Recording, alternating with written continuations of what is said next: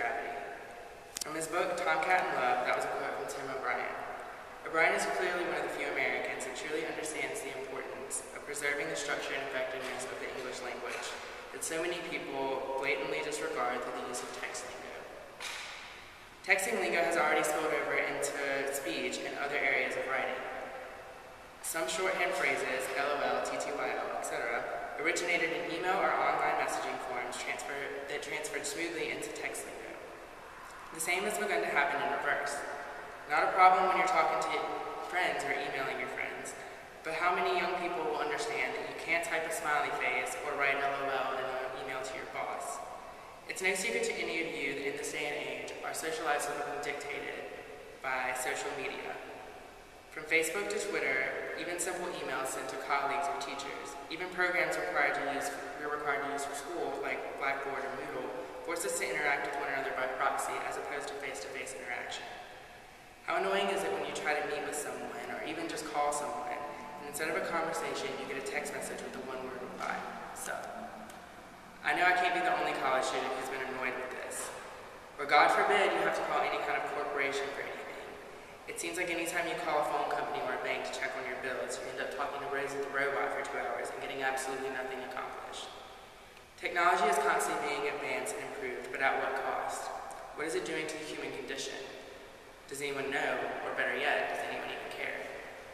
We live in a funny world where one-word text messages or Facebook statuses could have a million different connotations. Text lingo has butchered the English language and rendered over 3/4 of the English dictionary obsolete, and smartphones have taken the place of smart brains.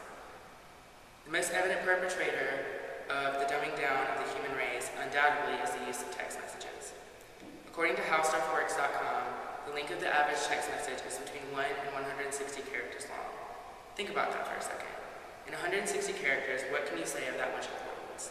Imagine telling someone that their mother has died in less than 160 characters, or telling someone how much you love them in under 2 sentences.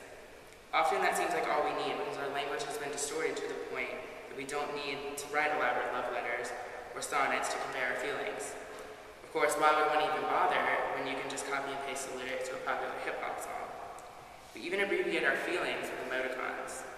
Modern society has turned social networking sites into a means of getting to know someone other than a tool for communication.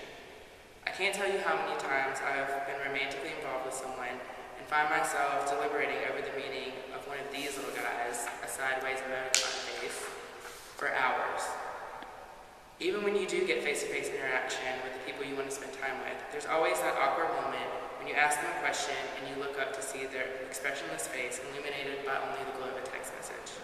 And the worst part is, we do it to ourselves. We've become the slaves of technology that was invented to make our lives easier, yet we plague ourselves with overanalyzing incomplete sentences and facial expressions made from punctuation. We have to stop forcing each other to read our signals in this third-degree way that is so necessary because we aren't even fully spelling simple words. Just think about all the crises that come from having a phone with autocorrect and the turmoil brought on by sending a risque picture without fully realizing the ramifications. In conclusion, I'm not expecting any of you to go home and put your $400 iPhone 5 in the blender, but I just want to encourage all of you to unplug and live life the way it's meant to be lived. Maybe take a weekend camping trip without your phone or laptop. Or you can even try baby steps. Next time you go out with your friends, leave your phone at home. Next time you have a fight with your girlfriend, try to do it face-to-face, because it might have been started by a misread text message to begin with. Next time you're posting a Facebook status, try to make it slightly insightful and intelligent. And the next time you go to send somebody a picture of your boobs, just don't do it. Thank you. My name is Gabby Matheu, and this is my informative speech for COMM 211, and that's my audience.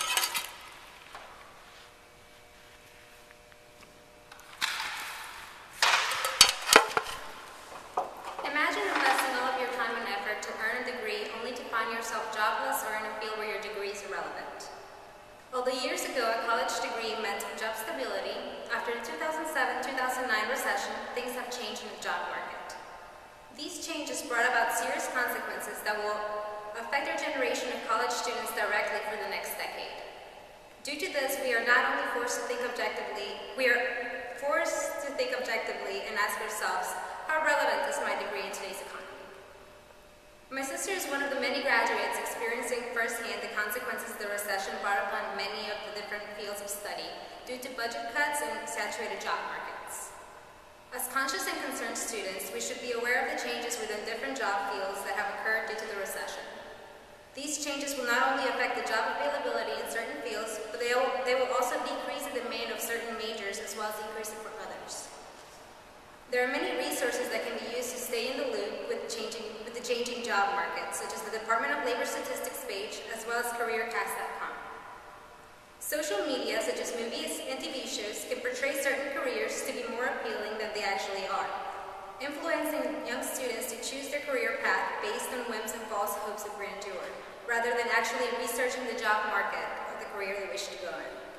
The Department of Labor Statistics states that industries and occupations related to healthcare, personal care, social assistance, and construction are projected to have the fastest job growth for the years 2010 to 2020, a growth of about 14.3% for the next decade.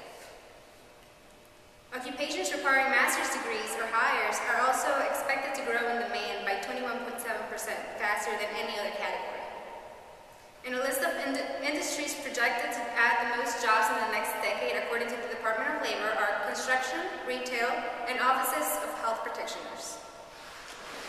Knowing the job availabilities and the projected growth and decay of different fields of work can aid in choosing the best degree for a particular individual, as well as learning whether your degree of choice is classified as overrated or underrated. You may be asking yourself, what makes a career or degree underrated? These are the jobs no one brags about, or even really gives them any thought. Most college students perceive them as boring or unprofitable, but in fact, they have better pay, better hiring outlooks, lower stress levels, less physical demands, and increasing opportunities of advancement. A few examples of such careers are computer system analyst, civil engineering, veterinarians, and biologists. All of these are in high demand due to the lack of graduates in these types of degrees. You may be asking yourself as well, what makes a career or degree overrated? And these are the jobs that most people desire. They're the ones everyone brags about. They're portrayed as glamorous by Hollywood, giving false sense of what those particular careers truly entail. They have poor outlooks for jobs in the future, as well as long hours, higher stress levels, and an excess of graduates in these fields have saturated the job market. A few examples of such careers could be stockbrokers, surgeons, attorneys, and photojournalists. Although studying what you love may seem like the best decision, the financial situation which our country is in now impedes us from being able to do so without some serious repercussions. In conclusion, as the future of this country, we need to think objectively when deciding the field of study where we will devote our time and energy. We must use the resources we have to make the best choice for ourselves in order to become successful in post-recession times when job availability